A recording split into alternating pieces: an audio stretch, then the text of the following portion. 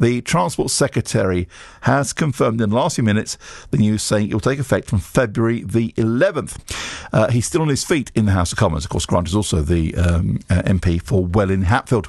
Julia Bue-Said is based in Hertfordshire. She's the Chief Executive at the Advantage Travel Partnership, the UK's largest independent travel agent partnership. Julia, very good afternoon to you. Good afternoon. Hi there, Rob. Hi, how are you? I'm well, thank you, Julia. Thank you for joining us. How he's still on his feet in the House of Commons. How big is this news? It's exceptionally big. It's a really positive step forward for the industry and for travellers who are fully vaccinated, and will start saving people money when they're looking to travel for half term or from the 11th of February. So it's very much welcomed news. We will still have to fill in, I think, a passenger locator form. We will, yeah. And passenger locator form's not going away. The work that government are doing are really about simplifying that passenger locator form. So hopefully in time, it will work very similar to an ESTA-style form where it's all verified before you get to the airport. There's no manual checking required. So it's not going away. It has improved. It has become more simple over time, but it needs a lot of work to make sure it can be work in a much more seamless manner. And I think we've spoken many times over the pandemic, Julia.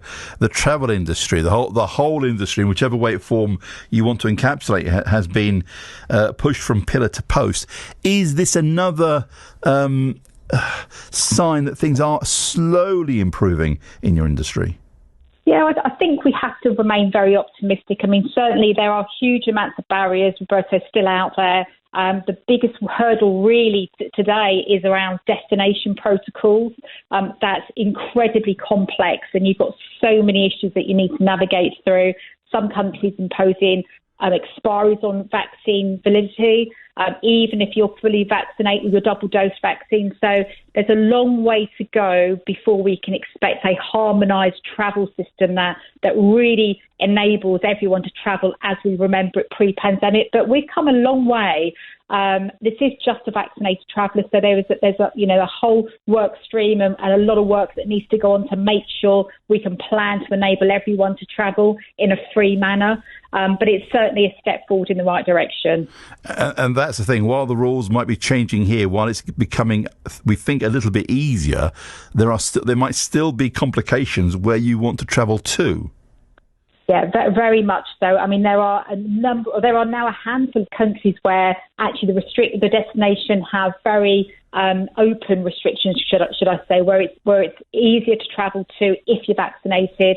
There's less requirements on testing. So, Greece, for example, one that comes to my mind, where children don't need to be vaccinated. You don't need to test if you're vaccinated for travelling into Greece. So it's a much more seamless manner, but there are huge amounts of restrictions for lots of other popular destinations. Spain still don't allow children over the age of 12 unless you're fully vaccinated, so it creates a huge amount of issues. So I guess today's very positive news, but let's not think that we are anywhere near normal. There's still a long way to go before we can travel as freely as before. And while it's been made easier here when you travel, I mean, countries like France and Italy, with other restrictions, you can't. I mean, you can go to a supermarket to buy food, but that's all unless you're vaccinated. That's all you can do. You can't go anywhere else. They won't let you in. No, so Italy's a great example where 31st of March they're imposing the super pass, where you have to you have to show a vaccine pass to go anywhere at all, even on a bus. So it's incredibly difficult in some areas. So you do have to think about where you want to travel to and whether or not you're comfortable to abide by those rules, which you'll have no choice but to do so. Julia, thank you as always. Wish you well. Julia Bue-Said, who's based in Hertfordshire. Julia is the Chief Executive at the Advantage Travel Partnership.